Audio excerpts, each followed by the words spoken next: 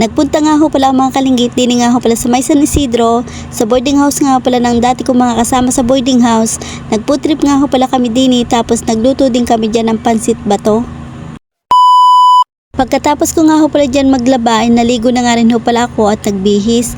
Meron nga ho pala akong pupunta nga ho pala ako dyan ng San Isidro, doon nga ho pala sa boarding house ng aking dating mga kasama din sa boarding house. Nagchat nga ho pala sa akin na pumunta daw nga ho pala ako sa boarding house nila para daw ho magluto ng pansit bato.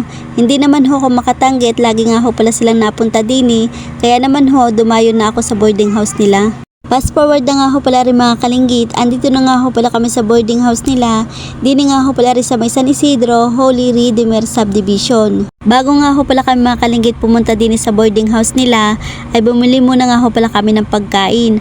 Ang naisip na nga lang ho pala namin bilhin na rin nga ho pala ng chokes to go dahil nagugutom na nga ho pala kami. Nakakahiya din naman ho mga kalinggit na wala kaming bitbit pagpunta ho namin din sa boarding house nila. Pag naman ho sila napunta sa boarding house, abay nagdadala din naman ho sila ng pagkain, kaya naman ho nagbili na rin kami kahit papaano. Pagpasok ko nga ho pala mga kalinggit din nga ho pala sa boarding house nila ay nagulat nga ho pala ako, kala ko lang ho kami lang dalawa yung bisita, merong pa pala. Yan nga ho pala yung mga katrabaho din namin si Amy at si Echo. Kaya nga ho pala mga kaligit tawan-tawa diyan, kala nga ho pala nila dyan ay picture ay nagbibideo naman ho ako. Dahil gutom na nga ho pala kami dyan mga kalinggit ay kakain na nga ho pala kami.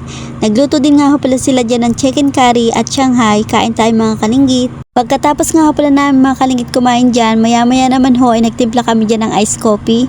First time ko din nga ho pala makatikim na rin, abay masarap naman ho. Tamang-tama nga ho pala rin mga kalinggit sa mainit na panahon kung gusto nyo magkape, ari na lang ho ang inyong timplahin. Iba't iba din nga ho pala mga kalinggit ang flavor nito, meron nga ho palang coffee, vanilla at chocolate. Hindi ko nga lang ho pala alam kung tama yung chocolate ng isang flavor. Kung gusto naman ho nyong uminom ng ganito ay siya mag-order na nga lang ho pala kay sa Shopee at doon ho nyo makikita ang iba't ibang flavor nito. Dahil mahilig nga ho pala ako sa coffee, ang napili ko na nga lang ho pala dyang inumin ay nga ho palang coffee mix. Bandang pahapon na nga ho pala rin mga kalinggit dahil medyo nagugutom na nga ho pala kami diyan ay nagluto na nga ho pala ako ng pansit bato. Abay puro kain na nga lang ho palang ginawa namin din Dahil luto na nga ho pala rin mga kalinggit ay pwede na nga ho pala tayong kumain. Siya kuha na kayo dyan ng plato at ng mabigyan kahit kaunti. Ay paano mga kalinggit, hanggang dito muna ulit yung aking vlog. Salamat ho sa inyong panunood. Bukas uli. Bye bye!